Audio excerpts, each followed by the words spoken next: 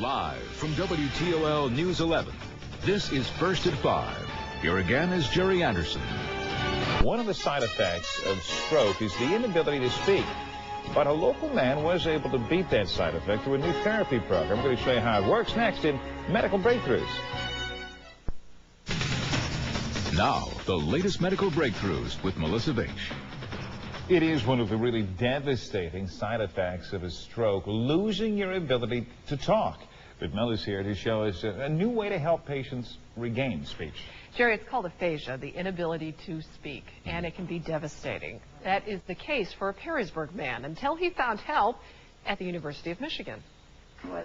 Bob Young has designed all the homes he and his wife Sandra have lived in. His latest set of blueprints are of the condo they're waiting to be finished. And while he can draw them, he has problems talking about them.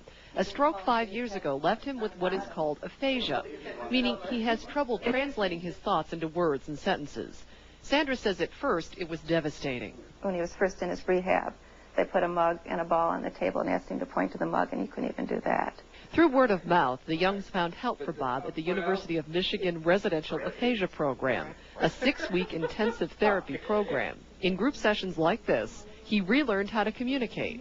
Mass practice, really stimulating the brain and practicing very intensely at the level you're at and then increasing the level of difficulty progressively is very valuable. Bob got 23 hours of therapy a week for 6 weeks, including 15 hours of individual therapy, 5 hours of group therapy, and 3 hours of computer-assisted training. The goal is to help the brain reorganize itself after a major trauma.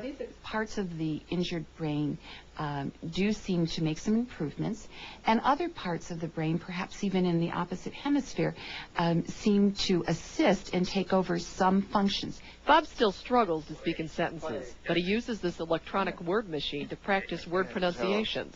Axles for eat. Axle. And picture prompts of family members and activities to help show what he means or spur on his memory. In all, Sandra says the results are promising. I gave him a lot of independence.